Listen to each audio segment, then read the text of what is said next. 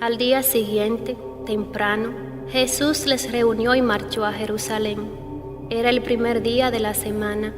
Iban andando y todos se preguntaban de dónde sacaría el pollino. En fin, aquél apareció ya cerca de la ciudad, como aparecieron las turbas de Galileos y de otros peregrinos que acudieron a saludar a Jesús y a darle la bienvenida gritando: «Hosanna, bendito el que viene en nombre del Señor y el Rey de Israel».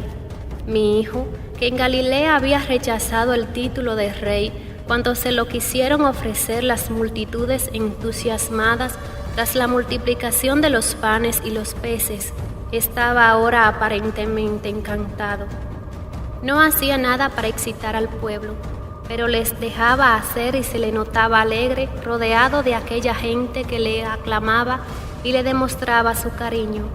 Sabía que ya todo daba igual y por eso no le importaba nada. Rechazó, eso sí, la propuesta del jefe de los celotes de encabezar un motín en el templo. Nada de violencia, dijo. Ese no es el camino que quiere mi padre. El que a hierro mata, a hierro morirá. Aquel hombre, un tal Juan de Giscala, Galileo también, que todavía es jefe de una partida de guerrilleros, le dijo que así no se iba a ninguna parte y que él se había enterado de que todo estaba listo para prenderle. Le advirtió incluso que había traidores entre los suyos y le dio un ultimátum: o te unes a nosotros o no podrás contar con nuestra ayuda cuando la necesites.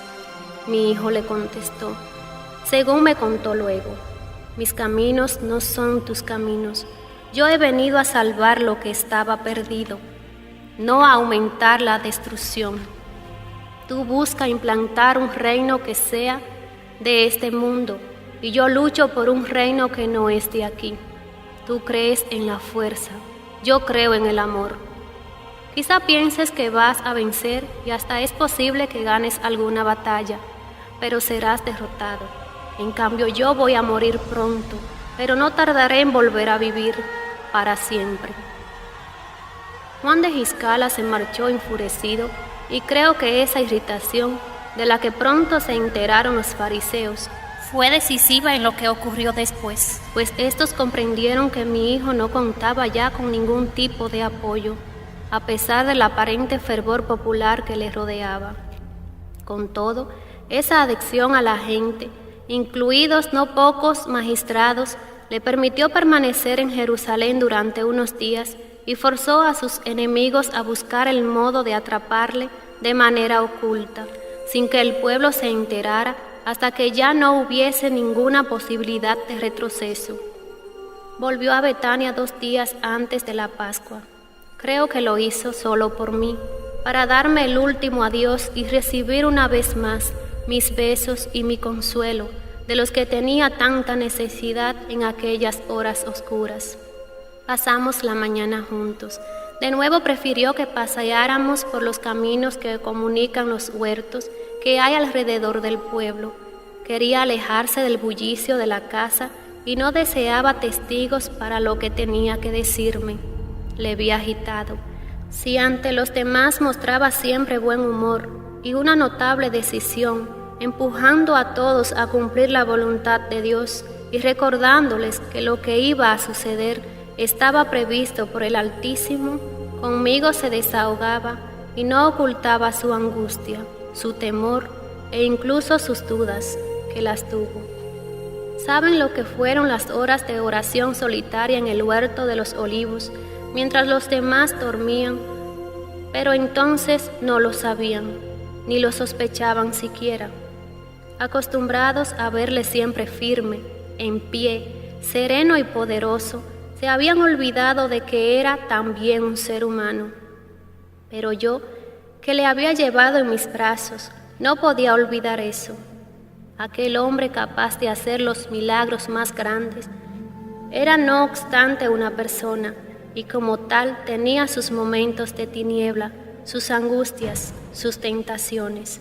También, precisamente porque era verdaderamente hombre y no una estatua de mármol, de esas que los paganos colocan en sus templos, tenía necesidad de ser consolado, de ser ayudado, de ser sostenido en sus terribles luchas internas.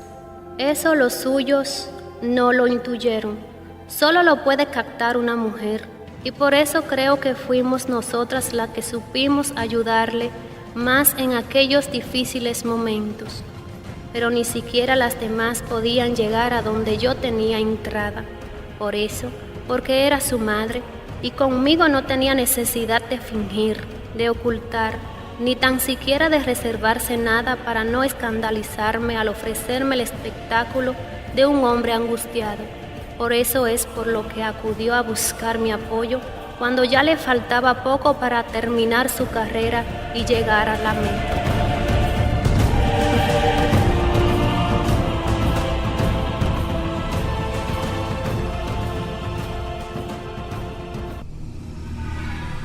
En aquella conversación, al contrario de lo que había ocurrido unos días antes, hablamos poco. Nos limitamos a pasear juntos un buen rato y a sentarnos luego, en silencio.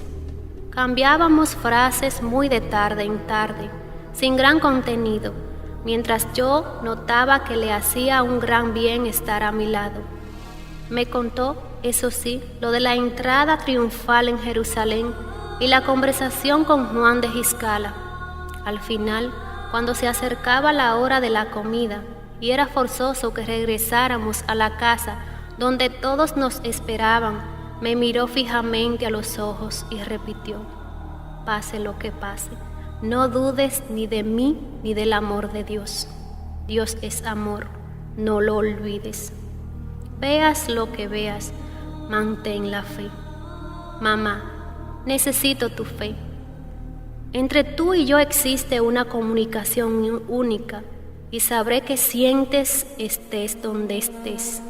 Por eso te suplico que te mantengas firme. Necesito tu firmeza, tu fe y tu esperanza. Te necesito de pie porque fíjate bien lo que te digo. Vas a ser mi único apoyo, el único que el Padre ha querido que no me falte. Yo no le dije nada. Tenía muchas ganas de llorar, de echarle los brazos al cuello e incluso de una manera más poderosa que antes. Tenía ganas de pedirle que lo dejara todo y que regresáramos inmediatamente a Galilea. Pero me di cuenta de que eso era impropio de él, de Dios y también de mí. Me di cuenta además de que era justo lo contrario lo que me estaba pidiendo. Así que en silencio y con el corazón en la garganta, asentí.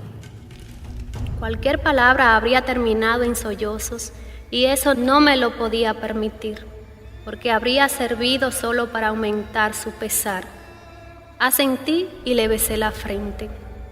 Después, para abreviar el difícil momento, le tomé de la mano y eché a andar hacia Betania. Apenas habíamos recorrido unos pasos, él tiró de mí y me atrajo hacia sí. Me dio un largo, eterno abrazo, hundió su cabeza en mi pecho y se puso a llorar. ¿Qué me pasa, mamá? ¿Qué me pasa?, decía con voz entrecortada. ¿Por qué siento esta angustia terrible? Si yo ya sabía que todo esto tenía que pasar, ¿a qué viene que ahora mi corazón se rebele y todo mi ser se ponga en guerra contra mi voluntad y contra la voluntad del Padre? ¿Por qué mi cuerpo y hasta mi alma se resisten a morir? ¿Qué ley es esta que exige seguir viviendo, aunque la cabeza me dice que ha llegado la hora de cumplir la misión para la que he venido? Mamá, estoy asustado y tengo miedo. Me siento débil, incapaz casi de seguir adelante. Tentado por la cobardía, con más fuerza que cuando el demonio intentó seducirme en el desierto. Mamá, reza por mí, pídele a Dios que abrevie esta hora amarga. Así estuvo un largo rato. Mientras tanto, yo rezaba suplicándole al Señor que le concediera alivio y fortaleza. Mi oración tuvo efectos inmediatos. Jesús se calmó. Alzó la cabeza y yo pude, con un pliegue de mi vestido, limpiarle los ojos. Entonces él sonrió. Me volvió a besar en la frente y ya repuesto me dijo, te quiero. Te lo he dicho muchas veces y aún así me parecen insuficientes. Te quiero mucho, mamá. Te quiero y te admiro. Estoy orgulloso de ti. Lo que va a ocurrir es obra de Dios, obra mía, pero también es obra tuya. Pídele al Padre, como te acabo de suplicar, que me sostenga en esta lucha. Tu oración es poderosa, más de lo que tú misma ahora puedes entender. Poco te puede negar aquel que tanto te ama, pero pídele a Dios, ahora y siempre, que se haga su voluntad y que yo y todos estemos siempre dispuestos a cumplirla. Y ahora, vamos, nos esperan en Betania, en Jerusalén y hasta en los confines del mundo. Vamos con paso ligero, que hay mucho sufrimiento y nosotros poseemos la medicina que les aliviará. Y no te olvides, al tercer día resucitaré. Eso fue todo.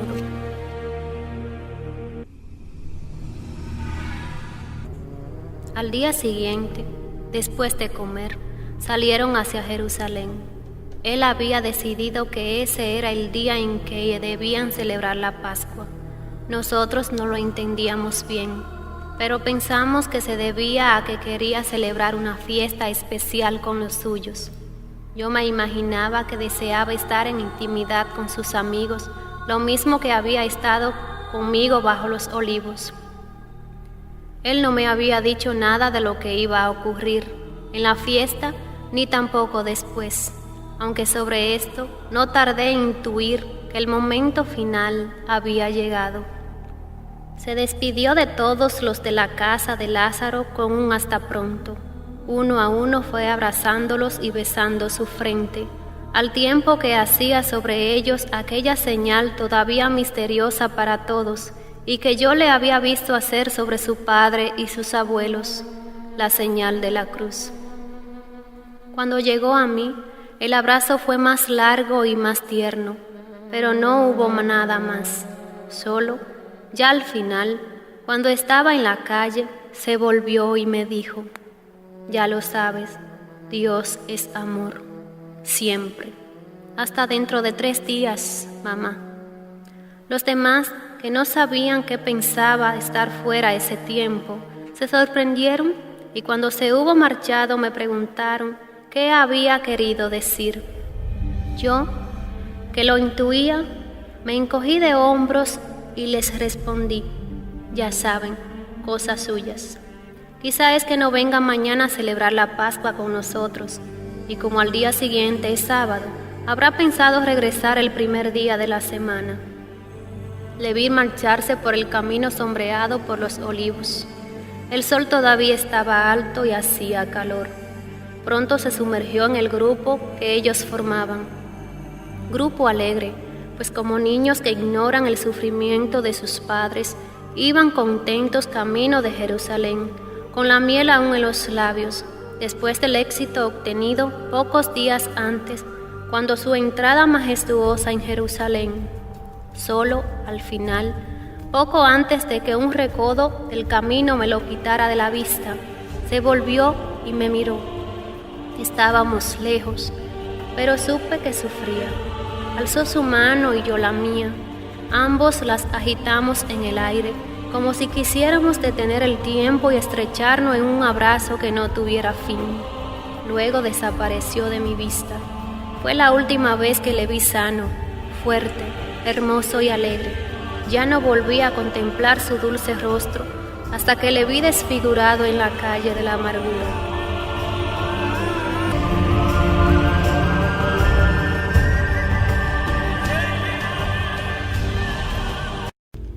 Mis fuerzas estaban agotadas. El esfuerzo que había hecho para estar entera mientras él estaba a mi lado me había dejado completamente agotada. Así que me disculpé y me retiré a mi habitación. Estuve suplicándole a Dios por aquel hijo común, pero lo hice tal y como él me había recordado que debía ser. En el fondo, tal y como siempre había hecho. Si es posible, Padre, que pase de él este cáliz. pero que se haga tu voluntad. Y no olvides que yo estoy deseando compartirlo con Él. Después supe que esta había sido también su oración aquella noche. Después empecé a notar, una tras otra, todas las sensaciones que mi hijo sentía. Fue algo increíble, que nunca me había sucedido, al menos con aquella intensidad. Al principio no me di cuenta de lo que me pasaba, hasta que comprendí que estábamos unidos de una forma inexplicable y que mi angustia y todo lo demás era exactamente lo que él estaba sintiendo. Por eso creo que lo que más tarde me contaron sobre lo que pasó aquella noche, yo no solo lo sabía, sino que lo había experimentado. En el fondo es normal, pues no solo Dios era capaz de concederme esa gracia que tanto le había pedido, sino que difícilmente podía cortarse la unión que había entre Él y yo. Además, aquello se trataba de la respuesta de Dios a mis súplicas. El Señor, de manera milagrosa, me permitía acompañar a mi hijo en su pasión y poder así sostenerle. Él me lo había dicho: serás mi único punto de apoyo. Y de eso se trataba, de sentir con Él, sufrir con Él, y de este modo compartirlo todo para repartirlo y aliviarle. Naturalmente que su pasión fue infinitamente más dura que la mía. Él era Dios y yo no. Él era el Cordero que cargaba con el pecado del mundo, y yo solo una sencilla mujer que había tenido la infinita suerte de ser su madre. Pero era su madre, y si había un momento en el que hacer valer mi privilegio, era precisamente ese. No había apelado a mi maternidad cuando los momentos de gloria, cuando todos le halagaban y se peleaban por servirle. Entonces Él no me necesitaba. Ahora, en cambio, cuando incluso sus más allegados compañeros dudaban de Él, era cuando yo tenía derecho de reivindicar mi papel de madre. Además, Él me lo había pedido así, y yo no podía ni quería hacer otra cosa, porque el privilegio consistió en estar a su lado, a pesar de la distancia, momento a momento. El privilegio para el que ama es ayudar al ser amado. No hay premio mayor que ese. En ningún instante de aquella noche ni del día siguiente se interrumpió la comunicación entre nosotros. No sé si Él lo sentía. Lo sabré cuando me reúna con Él en el cielo, que intuyo que ya será pronto. Lo que sí sé es que a partir de un determinado momento, yo tuve conciencia de que mi espíritu estaba unido al suyo y que esa era una gracia que me había concedido para aliviarle, incluso aunque Él no se diera cuenta. Por eso caí de rodillas y recé con angustia y terror. Noté la soledad que le embargaba y noté su sangre correr por su frente sin que la mía se manchara siquiera, aunque bien lo hubiera deseado. Con Él, mientras Él rezaba en el huerto de los olivos, supliqué a Dios que pasara el cáliz sin ser apurado, pero también le dije que ante todo se hiciera su voluntad. Casi pude oír los gritos de los que llegaban armados de palo y de lanzas.